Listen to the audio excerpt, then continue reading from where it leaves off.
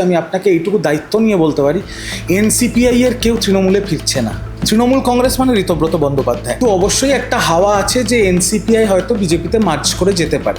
আমি মমতা বন্দ্যোপাধ্যায়কে বলবো, আপনি নজর রাখুন আপনার সাথে এখনো যে সাংসদ বিধায়করা আছে, কারণ তারা বেশি দিন আপনার সাথে মনে হয় থাকবে না। তাহলে আমরা কি আজ এটাও বলতে পারি যে ঋজু দত্ত ঋতব্রতপন্থী তৃণমূলের অন্তর্গত?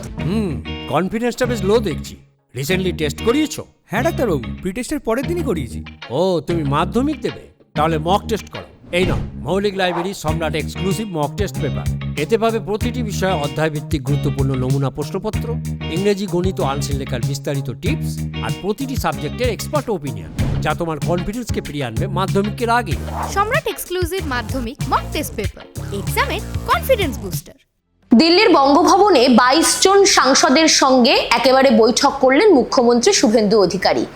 বিভিন্ন রকম চর্চা চলছিল যে এই এনসিপিআই যে 19 জন সাংসদ বৈঠকে যুক্ত হয়েছিলেন, তারা কি তবে বিজেপিতে যোগদান করছেন? কিন্তু সেই প্রশ্নের এখনো কিন্তু কোনো রকম উত্তর মেলেনি, কারণ সাংসদ যারা সেই বৈঠকে অংশগ্রহণ করেছিলেন সকলেই কিন্তু এক বাক্যে জানিয়েছেন যে বৈঠক হয়েছে শুধুমাত্র উন্নয়নের জন্য, কোনো রকম দলীয় কাজের জন্য নয়। আমাদের সঙ্গে রয়েছেন ঋজু দত্ত, কথা বলবো।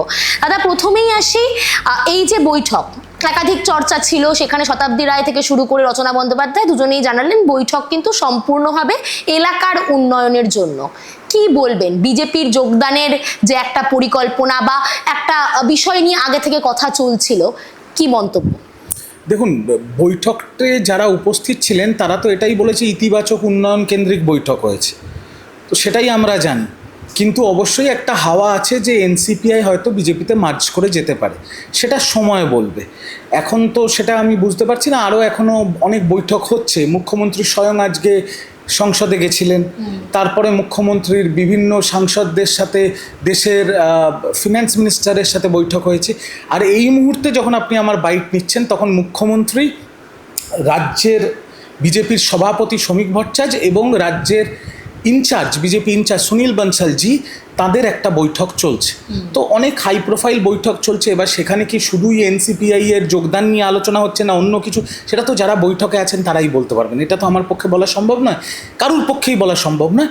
কিন্তু এনসিপিআই এর যারা সাংসদ আছেন তাদের বিজেপিতে সরাসরি যোগদানের যে ব্যাপারটা, সেটা একেবারে ছুঁড়ে ফেলে দেওয়া যাচ্ছে না। সেটা হতেই পারে, আগামী যে কোনো দিন হতে পারে বা কিছু সময়ও লাগতে পারে।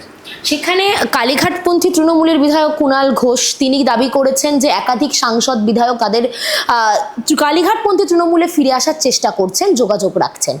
পাল্টা আবার কাকলি ঘোষ দস্তিদার এনসিপিআই এর সাংসদ, তিনি দাবি করছেন যে কালীঘাটপন্থী তৃণমূল থেকে শুরু করে একাধিক তৃণমূল নেতা নেতৃত্বরা তাদের সঙ্গে যোগাযোগ রাখছেন সেখানে ফিরে যাওয়ার জন্য।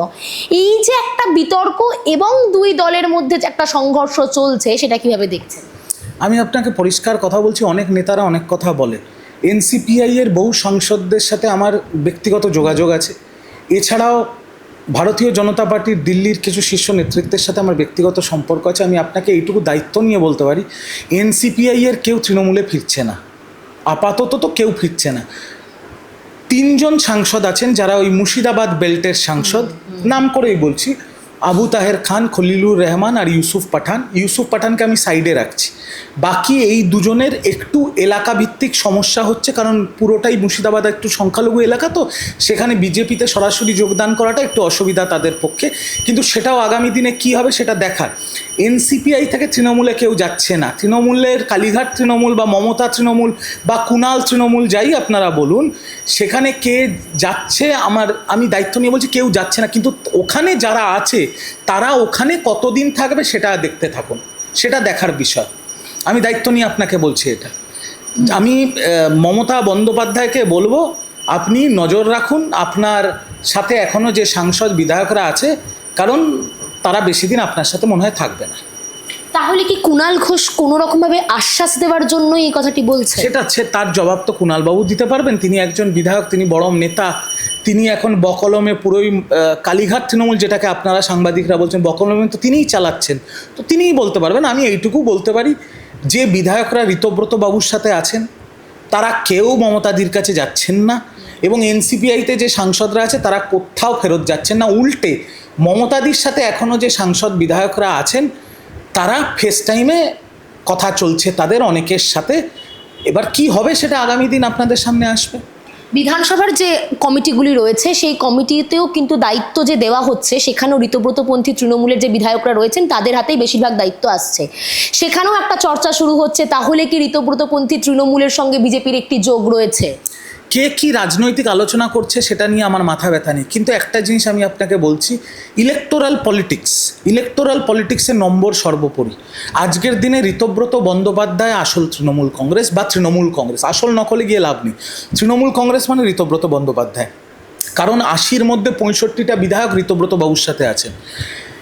অ্যান্টি ডিফেকশন ল যেটা 10th শিডিউলে বলা আছে সংবিধানের, সেই অ্যান্টি ডিফেকশন লয়ে 2/3 মেজরিটি অফ দ্য পার্টি, মানে শুধু বিধায়ক সাংসদ নয়, পার্টির যে পোর্টফোলিও হোল্ডার, জেলার সভাপতি, আইএনটিটিউসি, ছাত্র, যুব ইত্যাদি যে পদাধিকার আছে, সেই 2/3 মেজরিটি যদি পার্টি ছেড়ে বেরিয়ে যায় তারাই আসল পার্টি হয়ে যায়। আর আমি আপনাকে দায়িত্ব নিয়ে বলছি, ঋতব্রত বন্দ্যোপাধ্যায়ের সাথে শুধু বিধায়ক নয়, কাউন্সিলর নয়, জেলা স্তরের সর্বস্তরের নেতৃত্বরা তার সাথে আছেন। এখানে তো শুধু দিদির ভাইপো আর কুণালবাবু আর কল্যাণবাবু আর মাঝে মাঝে মহুয়াদি আর দোলাদিকে দেখা যায়, এই কজনই তো ফোরফ্রন্টে আছে, বাকি তো নেই। রাজ্যসভার অনেক সাংসদ যারা এখনও ইস্তফা দেয়নি তারাও তো 21শে জুলাইয়ের মমতাদির মঞ্চে ছিলেন না, আমি তো নাম করে বলে দিতে পারি। তাই আসল কথাটা হচ্ছে, আমরা সবাই অপেক্ষা করছি যে নির্বাচন কমিশন কি সিদ্ধান্ত নেয়, কিন্তু আমার যতটুকু ধারণা আর মমতাদির কথায় যা বোঝা যাচ্ছে যে আগামী দিনে তৃণমূলের যে সিম্বল ঘাসের ওপর জোড়া ফুল, সেটা ঋতব্রত বাবুরাই পাবেন, এবং তৃণমূল কংগ্রেসের যতগুলো ব্যাঙ্ক অ্যাকাউন্ট আছে যেগুলো আপাতত ফ্রিজ করা হয়েছে বা একজন রিটায়ার্ড জাস্টিসের পারমিশন নিয়ে টাকা পয়সা তোলাতুলির ব্যাপার হচ্ছে, সেই অ্যাকাউন্টগুলো ঋতব্রত বাবুর কাছেই চলে যাবে, কারণ তারাই তৃণমূল কংগ্রেস প্রমাণিত হবে। নম্বর শেষ কথা বলে তো, হ্যাঁ, আপনি মানুষের দরবারে আলাদা ব্যাপার, মানুষ কি রায় দেবে, মানুষ কি ঠিক করবে সেটা ভবিষ্যৎ বলবে, কিন্তু নম্বর অনুযায়ী তৃণমূল কংগ্রেস মানে ঋতব্রত বন্দ্যোপাধ্যায়ের নেতৃত্বের তৃণমূল কংগ্রেস। তাহলে আমরা কি আজ এটাও বলতে পারি যে ঋজু দত্ত ঋতব্রতপন্থী তৃণমূলের অন্তর্গত? আমি কি ঋতব্রতপন্থী তৃণমূলের অন্তর্গত? আপনি আমায় দেখেছেন? আপনি কি আমায় 21শে জুলাই ঋতব্রত বাবুর মঞ্চে দেখেছেন? দেখেননি। আপনি কি আমায় মমতাদির মঞ্চে দেখেছেন? দেখেননি। আমাকে বিজেপির কোনো অনুষ্ঠানের মঞ্চে দেখেছেন? দেখেননি। হ্যাঁ, আমি রাজনীতির ছেলে, রাজনীতি করব, নাটক শেষ হওয়ার আগে স্টেজ ছাড়ছি না। কোথায় যাব, কি যাব, যখন হবে আপনারাই তো ব্রেকিং পাবেন, জানতে পারবেন তখন।